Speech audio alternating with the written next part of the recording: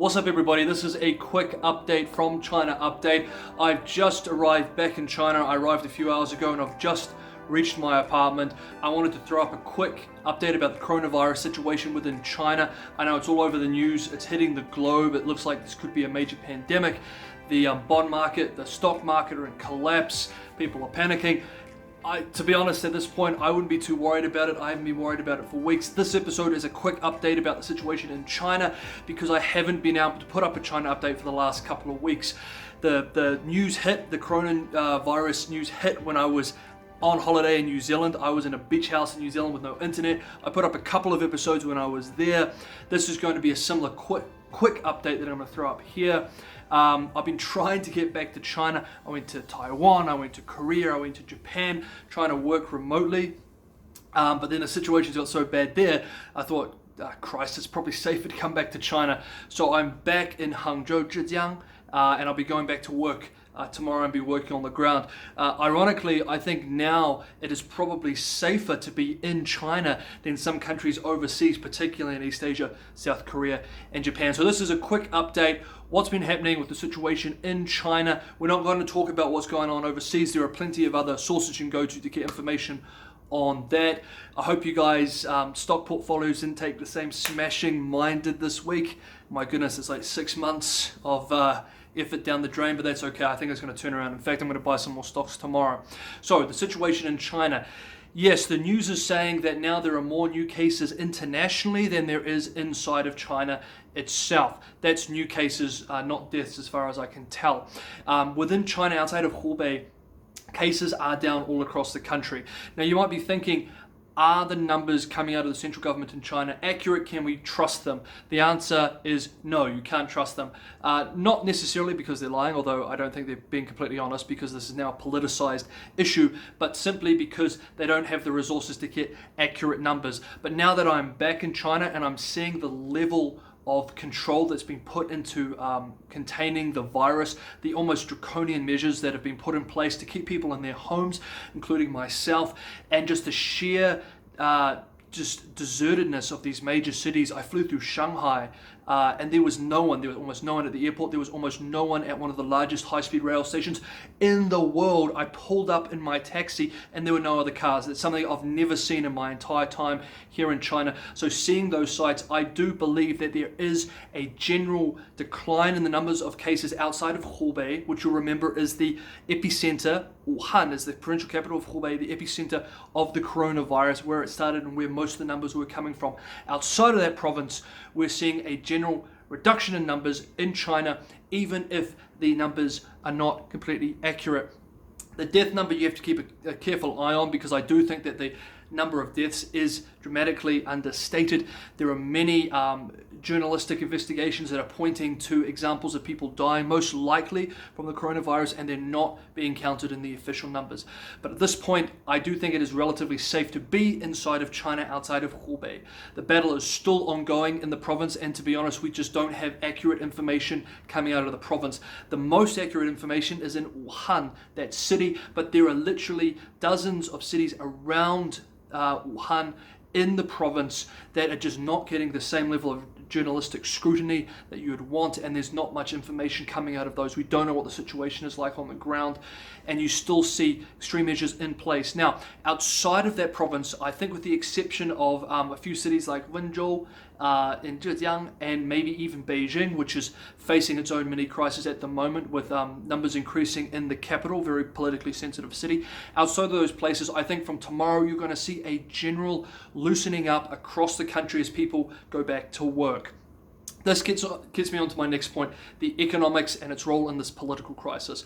I've said since day one, this is a political crisis, an economic crisis, and a health emergency in that order. This is one of the biggest political shocks to the establishment in decades, and this is the biggest economic threat to the economy since the financial crisis in 2008. A lot of the numbers are starting to come out now, and it is not very pretty. As of yesterday, we got the PMI index numbers, which basically look at manufacturing and factory activity.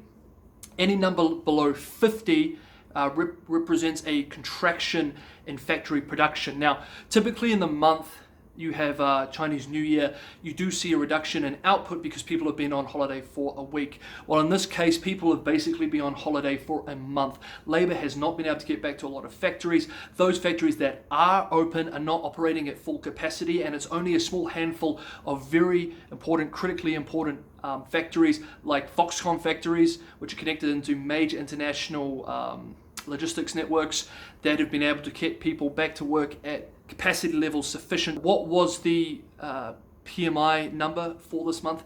It was around 35. Now this is a huge drop. To put that in perspective, in November of 2008, November 2008, at the free fall period of the financial crisis, that number was 38. So this is the worst since the financial crisis. There's been a lot of talk as to whether the government is going to turn to stimulation measures, a big stimulus package a la 2008 to get the economy going.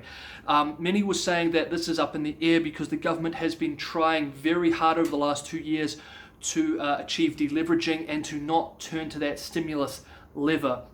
In fact, the leadership know that they are not in the same position they were in 2008 when they decided to use a massive stimulus package back in 2008. They basically had a decade's worth of infrastructure projects along the pipeline, in the pipeline, that were coming up, that they knew that they needed. They'd done the proper research into these infrastructure projects, and all they had to do was bring those forward. Now there are far less options available to them. We've seen in the last 18 months, for example, in an attempt to get the economy going at a sustained pace, local governments have been turning to infrastructure projects which up until that point had been discarded because they did not have the same investment to production gain rates that they would typically want. Basically, they were not going to make money in the long run. They were not good investments.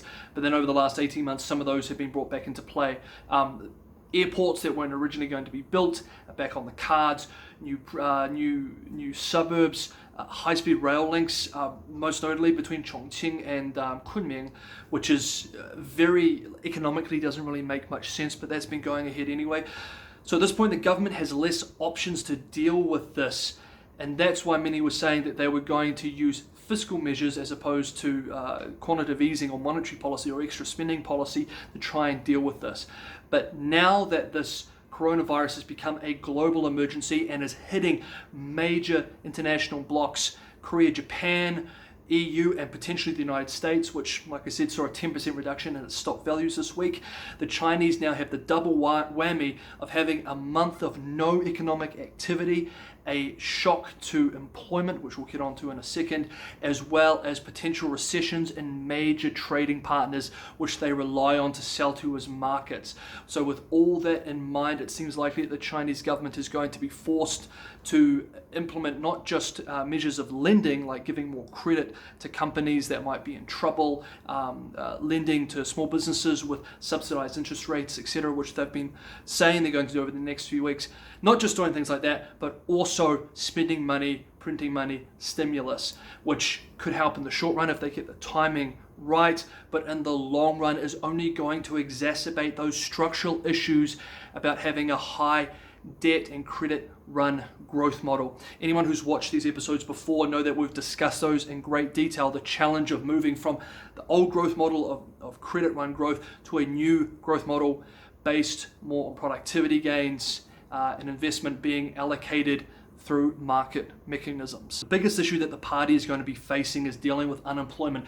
This is the big boogeyman. High levels of unemployment are politically unacceptable in China, and the Communist Party will take great lengths to ensure that there isn't a massive increase in unemployment. My view is that there probably will be a big increase in unemployment. We know that with SARS, there were several million people that were unemployed at that time due to that outbreak, and that outbreak seems to be a lot less severe than the current coronavirus situation we're seeing now. And those original numbers did not include migrant workers who lost their jobs. So I think the unemployment could spike upwards of 10 million potentially. There's difficulty in implementing any sort of stimulus package to increase employment or to create jobs for migrant workers, laborers, and university graduates, because they need to make sure they time it at the right point. If they do it too early when they're still trying to contain the virus, people have to stay at home anyway, and it's sort of a waste of momentum. If they leave it too late, they're not going to be able to cushion the economy as it slows and ensure that business and consumer confidence are kicked back into gear, and then you can have a smooth transition back into the growth that you saw projected for this year anyway. Now this gets us to the question of how big a shock is this going to have to the Chinese economy. Now, I think it's going to be really, really bad. And one of the reasons I think that is because some ex-senior economists have come out of the woodwork and criticized quite heavily what government economists have been saying vis-a-vis what they can achieve this year in terms of growth. You'll remember that in order to meet their decade-long goal, their 2010 to 2020 goals for growth, the party had to ensure about 6% growth this year. In fact, they reforecast the 2018-2019 numbers to make a 6% performance in 2020 hit that goal.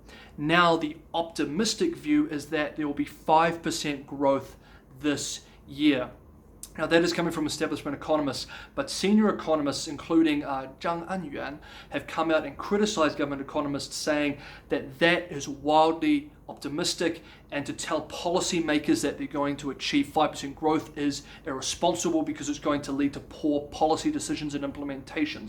In fact, Zhang Anyuan, in a PowerPoint he released earlier this week, said that it is going to be incredibly difficult, his words, incredibly difficult to reach 5% growth this year. And he believes that this quarter we're probably going to see zero growth year on year. Capital Economics, which releases day-to-day data over the last few weeks regarding the economic shock that the coronavirus has caused in China, believes that we're going to see a shrinking of the economy in this quarter, maybe -1, -2. Now, both of these statements, or both of these positions, came out before the virus situation intensified overseas, particularly in Japan, Korea, and in the European Union. If those economies are hit, that's going to be even worse for China, because like I said before, it's going to affect their export markets, which, though is no longer the pre-08 driver that it was, is still a big factor when it comes to Chinese growth and manufacturing. There's also a risk that the current situation is going to accelerate the process of decoupling, which began under the China-US trade war, where many companies sought to diversify their business and their logistics chains away from China, moving to places like Bangladesh, Vietnam, and even some companies moving back to Taiwan after being in the mainland for a few decades. So this sort of shock with the coronavirus could accelerate that decoupling. In terms of, before we move on, Zhang Anyuan, in the same report where he discussed his thoughts, his pessimism regarding the growth of the economy this year, he also said in the same statement that since 2015, over the last 5 years, there has been about $1 trillion USD worth of capital flight that has not been on the official numbers coming out of the government, which he was incredibly surprised by. He was shocked to see such a high level of capital flight, $1 trillion USD, leaving China and going into overseas capital markets. Okay guys, I just landed. I know that is a bit of a mess. I sort of just shouted at you guys, but I've been trying to get an update up over the last few weeks. It's just been so difficult with me going from hotel to hotel in different countries, trying to work from hotels. It's very hard to put something like this together. This is a very quick update. I know it's sloppy. In the next few weeks, hopefully I'll be able to put a proper China update package out for you guys with order and broken into different stories. But at the moment, all the attention is on the coronavirus and what the immediate effects are going to be. So that's the political situation, the health situation, the economic situation in a nutshell. If you enjoyed the content, don't forget to like. It's a huge help, and I will see you guys next week when I put up a proper China update. I will see you then. Stay safe wherever you are. I'll be safe here in China. You guys be safe wherever you are. Okay? I'll see you next time.